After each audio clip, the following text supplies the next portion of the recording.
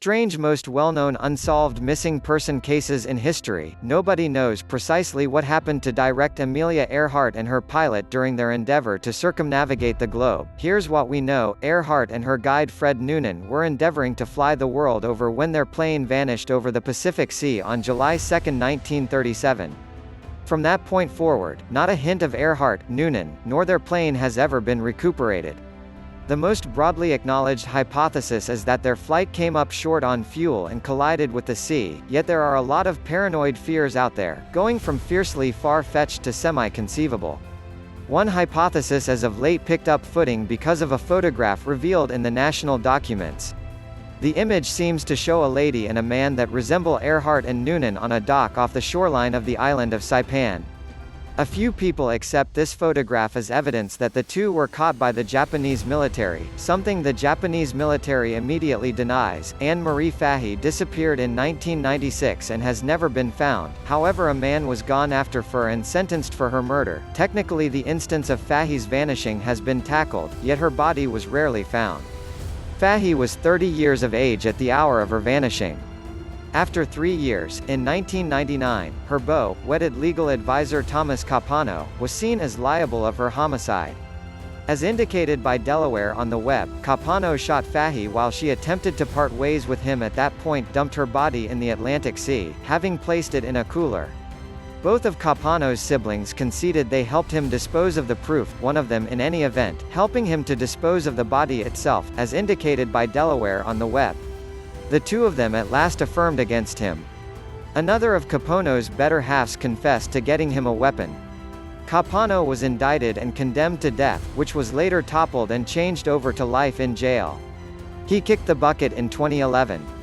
Maura Murray messaged teachers that she'd be missing class for 7 days because of a demise in the family in 2004 and was never gotten notification from again. Murray was only 21 years of age when she vanished in 2004. She was a nursing understudy at the College of Massachusetts Amherst, and messaged her teachers that she would be feeling the loss of the following 7-day stretch of classes because of a demise in the family. There had been no such demise in the Murray family. The last time she was seen was out and about after her vehicle had supposedly slid off. A transport driver advised police that he had offered to call for help, however he said she answered that she had just called for emergency aids. The transport driver returned home, despite everything felt like something was off, and called the police at any rate. When that specialist showed up, Murray was no more. An oxygen arrangement about her vanishing brought the case once again into the spotlight, and hypotheses proliferate with regards to how and why she vanished, from purposefully vanishing to losing all sense of direction in the forested areas to experiencing a risky animal. Natalie Holloway disappeared on a school excursion to Aruba in 2005, not long after she moved on from secondary school. The case touched off a worldwide media storm. Holloway's case has been dissected for quite a long time, since the time her 2005 vanishing. She was most recently seen outside an Aruban dance club the prior night she and her schoolmates should fly back to the U.S. Her folks were told that she was missing when she neglected to appear at her flight home, and inside a couple of days, Holloway's family was on the island. One of the prime suspects in Holloway's vanishing is Joran van der Sloot, one of the last individuals to see Holloway alive. He was captured on numerous occasions related to the case, yet was discharged each time because of an absence of proof. Throughout the years, van der Sloot's story has changed on different occasions. Van der Sloot is as of now carrying out a 28-year jail punishment for the homicide of Peruvian Stephanie Flores. Tara Calico stayed away forever home from a bicycle ride. Calico, who was 19 at that point, disclosed to her mom to call the police on the off chance that she returned from her bicycle ride by early afternoon on the day she disappeared in September 1988. Calico stayed away forever from her ride and was gone forever. During her ride, spectators shared that they saw a truck following Calico and irritating her, however they thought it was her companions pulling a prank on her. Every one of that was at last discovered was Calico's wrecked Walkman out and about. Close to 12 months after her vanishing, a dubious Polaroid was found in a Florida parking area more than 1,000 miles from where she was most recently seen. The photograph shows a young lady and a kid bound with their mouths taped shut. Calico's mom trusted it was her little girl. The FBI, then again, couldn't confirm whether it was her. Vermont's Bennington Triangle keeps on perplexing authorities. Between 1920 and 1950, in any event 10 individuals bafflingly evaporated in a fix of woods encompassing Glastenbery Mountain that has been named the Bennington Triangle. The name was instituted in 1992 by creator Joseph Citro. As indicated by a site committed to the triangle, Vanishings Incorporate Visit Manage Midi Waterways in 1945, understudy Paula Weldon in 1946, and 8-year-old Paul Jepson in 1950. Amy Rowe Bechtel evaporated suddenly and completely during a disagreement 1997. Bechtel disappeared during a sudden spike in demand for July 24, 1997, which police know as her vehicle was found almost a running path she frequented. Her vehicle and an onlooker who guaranteed they saw a lady who could have been Bechtel running was all the proof there was.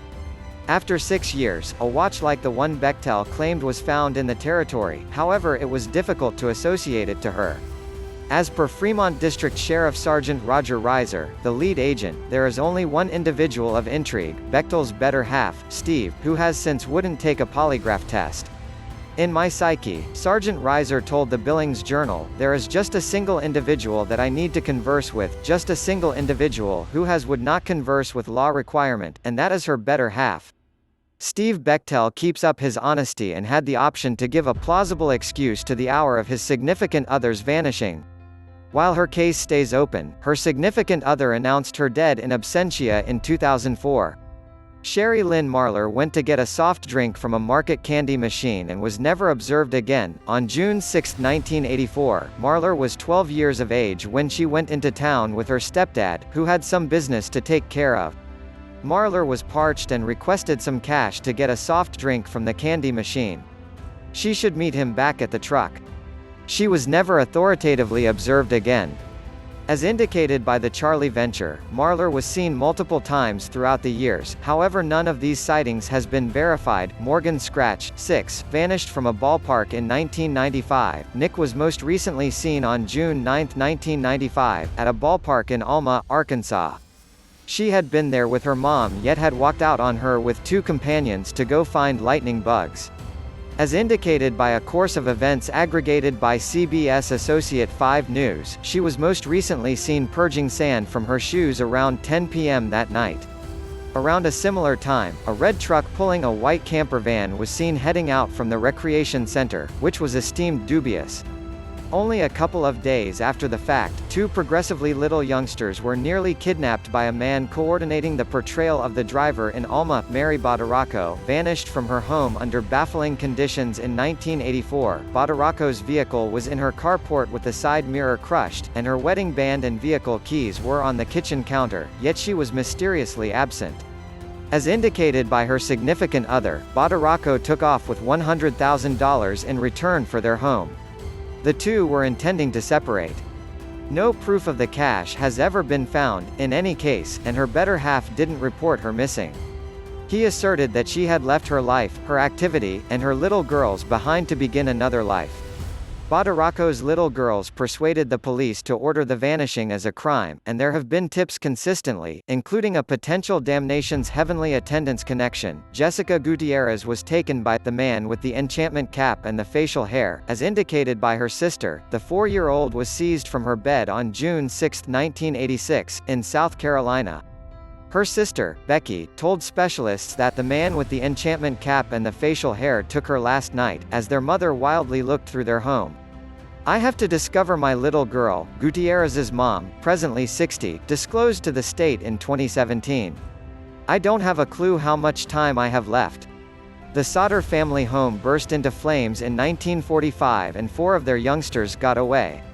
The other 5 were never found. On Christmas Eve 1945, a fire broke out at the Sauter home. Of their 9 kids, 4 got away.